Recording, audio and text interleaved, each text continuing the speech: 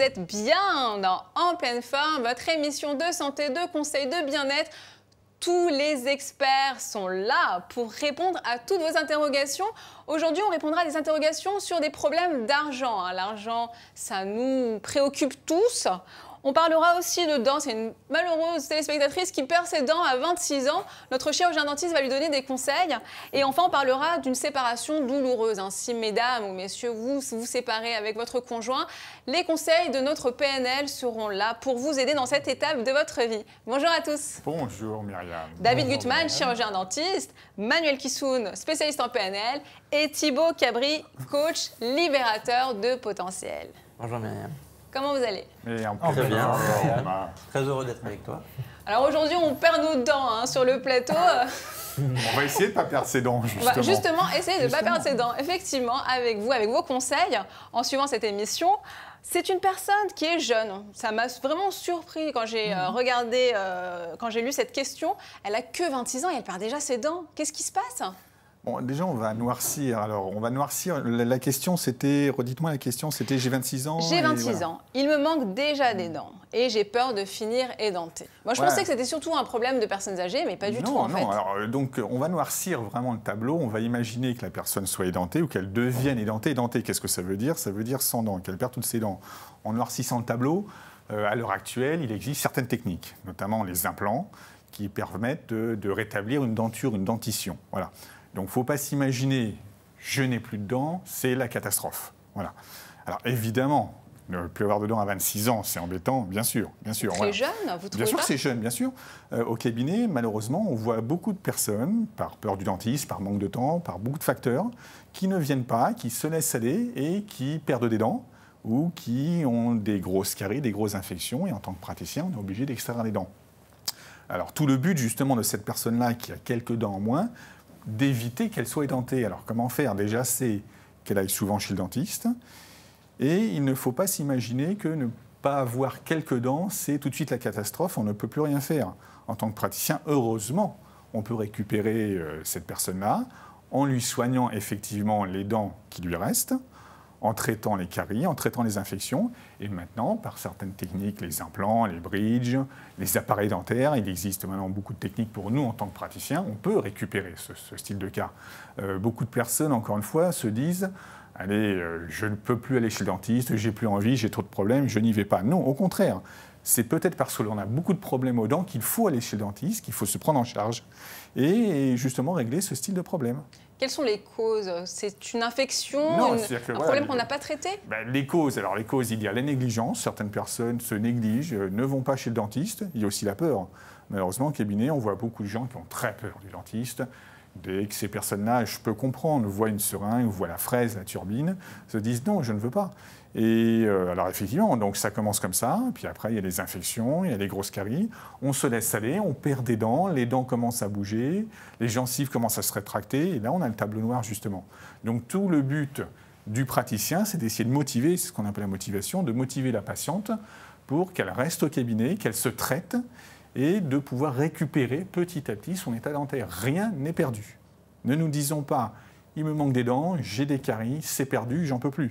On ne va pas chez le dentiste parce qu'on a des bonnes dents. On va chez le dentiste justement parce qu'on a des problèmes. Donc ne pas hésiter à aller chez son dentiste. Donc on peut lui conseiller de mettre des implants? On peut surtout lui conseiller d'aller chez son dentiste, de ne pas perdre le moral. Mais évidemment, on ne va pas mettre les implants toute seule. Voilà, elle ne va pas mettre les implants toute seule, évidemment. Et c'est surtout de ne pas se dire, de ne pas se laisser aller. J'ai peur de devenir édenté, qu'est-ce qui va se passer? Non, je vais chez le dentiste, je me prends en charge. Et à ce jour-là, on peut résoudre ce genre de problème. Elle a perdu ses dents, un autre téléspectateur a perdu de l'argent. Décidément, il perd de tous ses téléspectateurs. C'est une question sur l'argent, vous l'avez compris. Je vous la lis, Manuel Kissoun.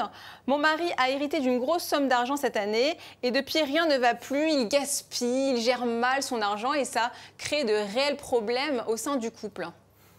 Il gaspille, il gère mal son argent. Il est vrai que le couple, beaucoup de personnes n'ont pas conscience de ça, c'est que le couple est un élément vivant qui évolue constamment. Donc, qui, en fonction des expériences de la vie, en fonction des avenants de la vie, on sera amené à s'adapter à ce qui peut se passer. Effectivement, hériter d'un coup comme ça d'une grosse somme d'argent, ça vient bousculer.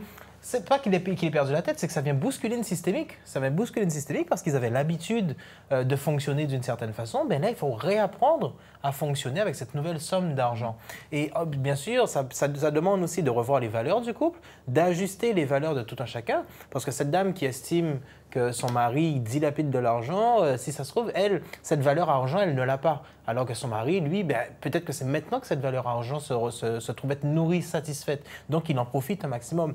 En tout état de cause, l'important dans un couple, c'est qu'en fonction de ce qui se passe à chaque étape d'évolution du couple, c'est de réajuster, de réapprendre à recréer une systémique dans le couple pour s'adapter à ce qui arrive. Sinon, c'est la rupture. Bon, dans ce cas précis, il a eu un héritage, hein, c'était un événement assez positif. Mais chez d'autres couples, le problème d'argent peut être vraiment récurrent et être source de problèmes et de discorde.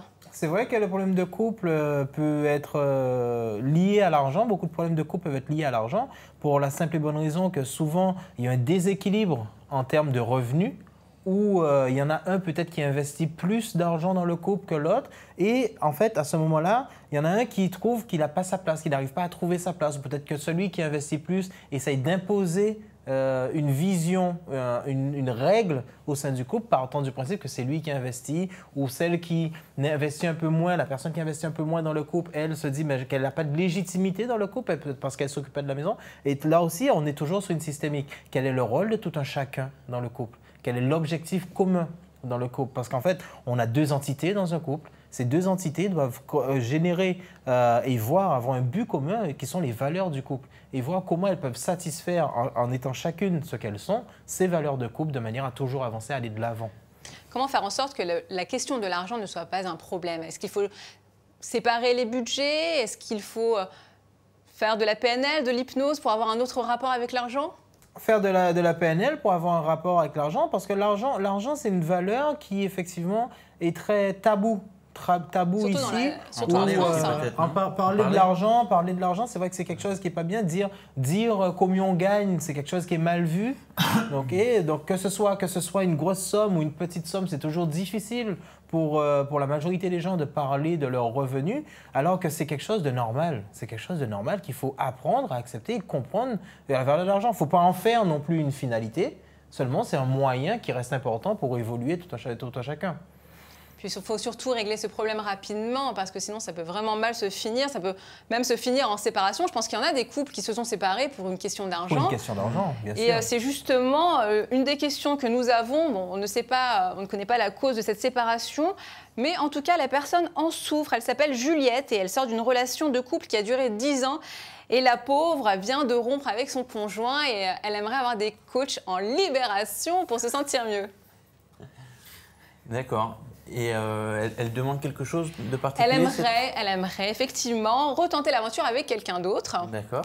Et elle a quand même un peu peur de souffrir à nouveau. Elle se sent un peu perdue. Et puis, elle aimerait déjà faire le deuil de cette séparation et aussi entamer une nouvelle relation.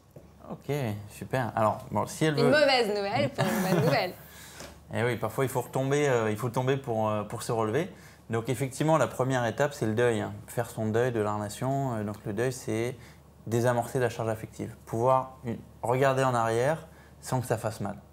Et le conseil à donner quand il y a eu des séparations ou des ruptures un petit peu douloureuses, je ne sais pas ce que tu en penses Emmanuel, c'est quand ça s'est mal passé, prendre du temps. Prendre du temps pour soi. Parce que souvent, on a trop investi en temps, en argent, en espoir. Émotionnellement dans un couple. Et quand ça explose, on est complètement perdu parce qu'on a trop donné, quoi. Donc le réflexe principal, c'est de se poser.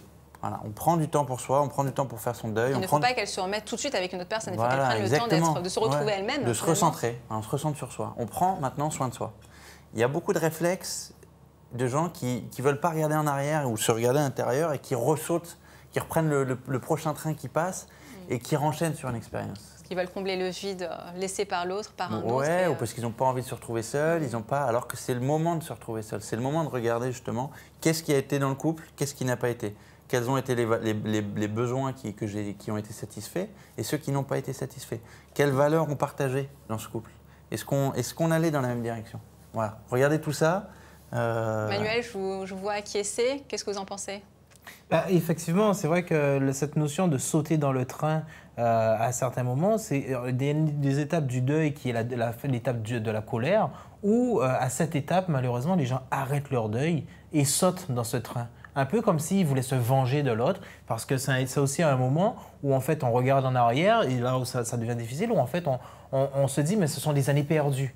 J'ai perdu mon temps avec cette personne-là, j'ai perdu des années avec cette personne-là. Et du coup, par vengeance, on a tendance à sauter dans un nouveau train. Et c'est vrai qu'il est important d'aller à la fin du deuil pour commencer quelque chose de nouveau. Parce que le deuil doit être vécu en totalité pour passer à une étape suivante. Sinon, on ne fait pas l'apprentissage, en fait. Et on répète l'expérience. Et c'est pour ça qu'il y a des gens, ils vont se marier et divorcer 3, 4, 5 fois. Parce qu'on répète toujours les mêmes erreurs. On répète souvent les mêmes erreurs. C'est pour ça que c'est important de prendre du temps. Voilà. Et quand on dit prendre du temps, c'est pas prendre une semaine, c'est bon. Il y a un temps de digestion du corps, en fait, pour digérer l'expérience. Et ben, un peu comme quand on va manger un aliment, ben, il faut du temps pour le digérer. Donc, comment on sait que c'est le bon moment de passer à autre chose? Parce qu'en fait, à chaque étape du deuil, on va faire des choses différentes. Il est important de connaître les étapes du deuil pour essayer de repérer à quelle étape on est. En fait, dans cette phase de colère, c'est là où on en veut complètement à l'autre. Ensuite, il y a les étapes d'avant qui sont le choc, le déni où en fait on fait comme si la relation n'est pas terminée, la colère où là on en veut à l'autre complètement de ce qui s'est passé, le marchandage où là on se remet à tout, où on commence à négocier. On négocie pour que la relation redémarre, et puis arrive la phase d'acceptation. Donc en connaissant ces étapes du deuil, on peut situer. Après, malheureusement, il n'y a pas de règle en termes de timing par rapport aux étapes. Tout dépend de là où on en est, de ce dont on a besoin personnellement pour effectivement passer d'une étape à une autre. En tout état de cause, les étapes doivent être respectées. Je vais devoir me séparer de vous. J'ai le cœur fendu. Est-ce que tu acceptes de te séparer de nous? Je n'accepte pas, je veux rester avec vous, mais je dois rendre le plateau.